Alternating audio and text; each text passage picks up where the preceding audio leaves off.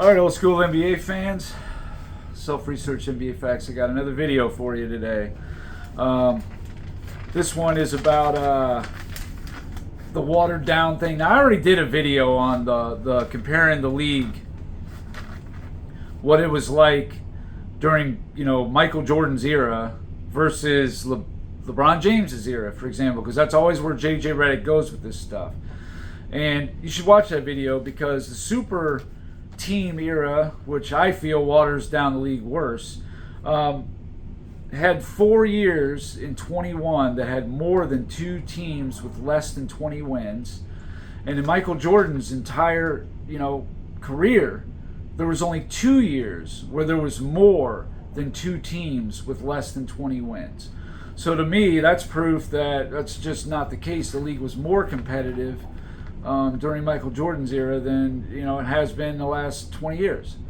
So, but I wanted to touch on in this video here about the league was watered down. It wasn't that good, and sure, expansion's going to take a couple years to catch on to get the teams in the upper echelon. I think Miami in their third year they were in the playoffs. Orlando, Charlotte, they were in the playoffs. Orlando was in the finals, I think, in year 5 or 6. Charlotte was, they drafted some really good players.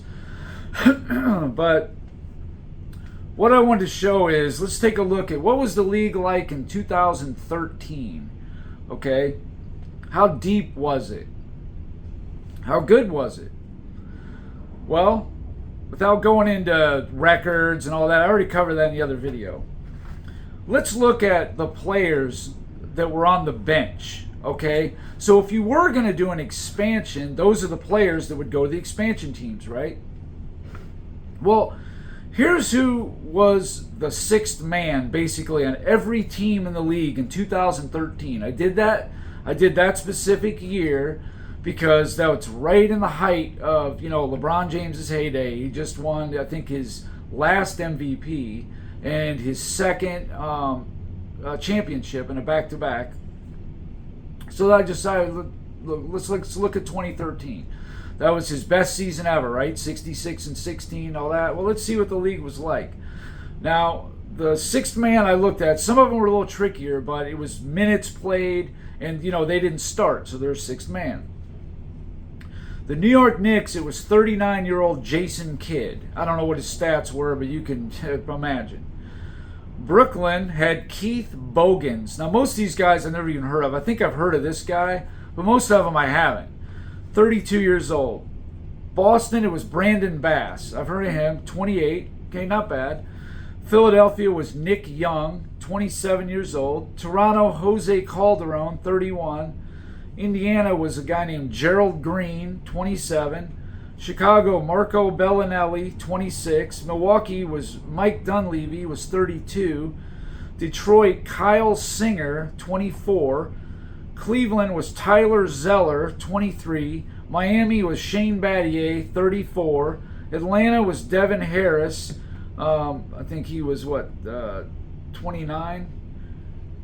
30? Jordan Crawford, 24.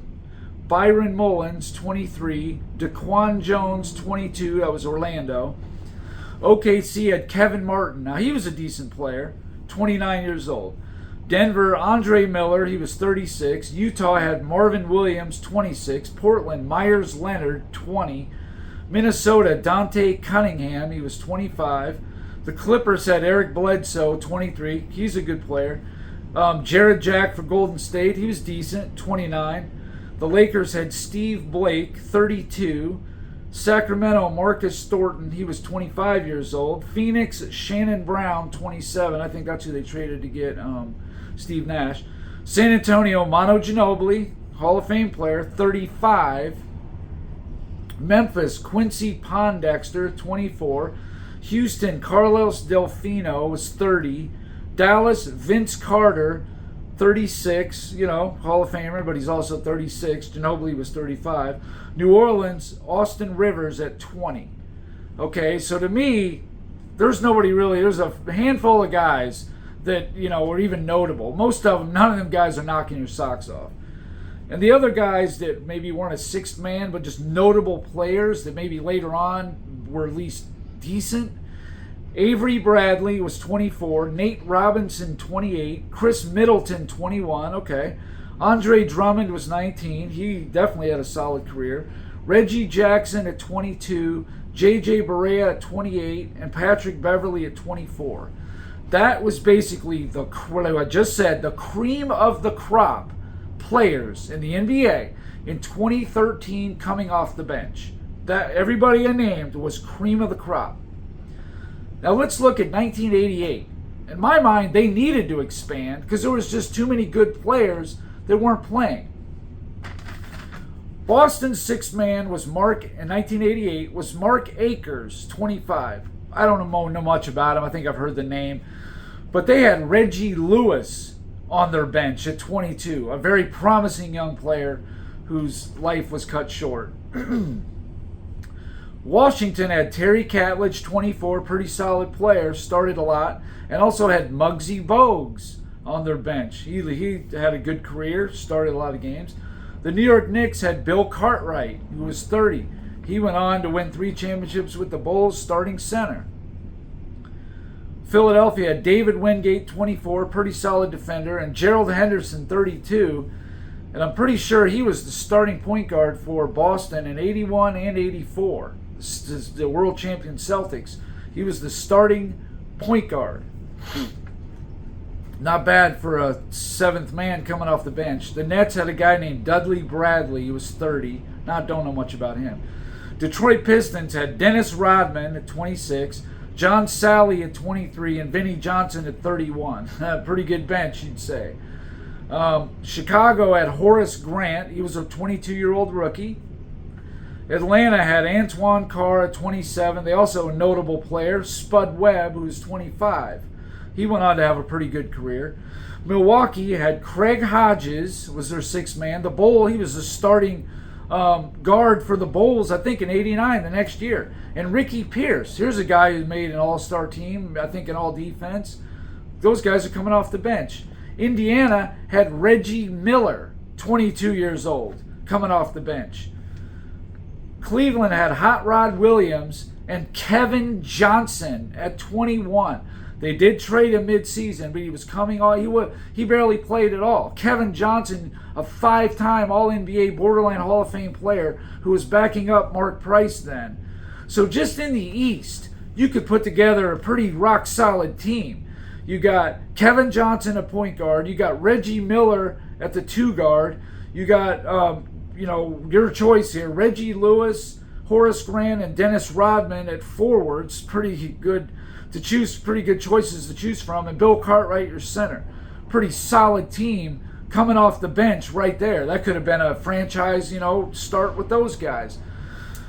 Okay, now we'll do the West. I thought the West was even a little better. Denver had a guy named Jay Vincent. He played with Magic in Michigan State. He was 28 years old. He averaged 15.4 points per game coming off the bench. Dallas, very interesting situation they had. Roy Tarpley. This guy was going to be a monster. He was going to be great, but he just couldn't lay off the drugs. He was 23 years old. He averaged 13.5 points and 11.8 rebounds coming off the bench. Okay? They also had a guy who didn't play much at all, a 25-year-old Detlef Schrempf.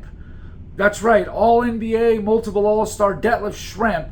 Couldn't even get in like the 7-8 man rotation. Barely played. Look it up. 1988 Dallas. You'll also find 12th in minutes played, a 24-year-old Bill Wennington. A guy who was, a decent bench player for the Bulls in the second three-peat. Guy couldn't even play at all. 12th in minutes played. Barely was even on the radar. Now Utah had Thurl Bailey coming off the bench. Now he was maybe like a Ginobili situation where he played a lot of minutes. He averaged 19.6 points per game, 26 years old. But you also had Kelly Tripucka, a 2-time All-Star, definitely coming off the bench for Utah. Houston made a trade mid-season where they got Sleepy Floyd and Joe Barry Carroll. But Joe Barry Carroll didn't start like Ralph Sampson did. He was coming off the bench. 29 years old. From 83 to 87, he was averaging over 20 points a game. He was in the All-Star game in 87. This was no scrub, and he was coming off the bench to back up Olajuwon. San Antonio had a guy, Mike Mitchell, if you don't know who he is. He was 32, career 19.8 points per game score. He was made an all-star team. Sacramento had LaSalle Thompson, 26 years old. He had a 15-year career, pretty decent player. The Lakers were so rich in talent. They had Michael Cooper, the year before's Defensive Player of the Year. Michael Thompson, who he had five previous seasons on Portland at 15 points per game and 8 rebounds. You had Kurt Rambis and another guy named Tony Campbell. He averaged 11 points per game, was like your number 8 or 9 guy. And in 90 and 91 for Minnesota, who he did go to an expansion, he averaged 22.5 points per game in those 2 seasons right there. And that's like your 9th guy. Portland had a guy named Richard Anderson. I don't know much about him, but they also had a 35-year-old Maurice Lucas, 5-time All-Star. He's on the ABA all-time team, very integral in that 77 championship team. Seattle had Derek McKee as their 6th man. He was a 2-time all-defensive player. The next season, he averaged 15.9 points per game coming off the bench. He played on the Pacers later on. Very good player. Absolute starter in the league, no doubt about it. Golden State had a guy named Otis Smith. He was 24 years old. He averaged 13.1 points per game. Not bad for a bench player. Phoenix had a guy named Alvin Adams. He was an all-star and won Rookie of the Year in his career. Pretty good player. He was, 32? And last but not least, the Clippers had a guy named Ken Norman. The next year, he averaged 18.1 points per game and 8.3 rebounds. So as you can see, the league was rich with bench players. It needed to expand. Go look at the 88 All-NBA team. I did a video about this that shows they were ready to expand. They needed to. Your All-NBA team was Magic Johnson, Michael Jordan, Larry Bird, Charles Barkley, and Hakeem Olajuwon. If you can find me a better All-NBA team, please put it in the comments. I think the second team was Stockton, Drexler, Dominique, Karl Malone, and I can't remember who the center was, but I think it was Moses Malone. I think it was loaded. But anyway, that's it for this video. I'm tired of this whole, tear the era down, watered down crap. Look how healthy the league was in 1988. They needed to expand. All these players, good players, who were not starting. Yeah, it weakened some benches, sure. But as you can see in 2013, look at these weak benches. I mean, please, it's no comparison. The 88 bench were way better than 2013. And yeah, they only had 23 teams. That explains it. But it shows you they were ready to expand. No doubt about it. So anyway, that's it for this video. Shout out to Sports and Fitness Rants. I know he did a video on it. He touched on it a little bit yesterday about the expansions and all that stuff. But, I just see it completely differently. I see the league as being way healthy in 1988, needed to expand. Where in 2013, it was pretty thin. A lot of it is because that was the start of the super team era. So anyway, that's it. Remember, a calm truth is more powerful than a passionate lie. Thanks for watching.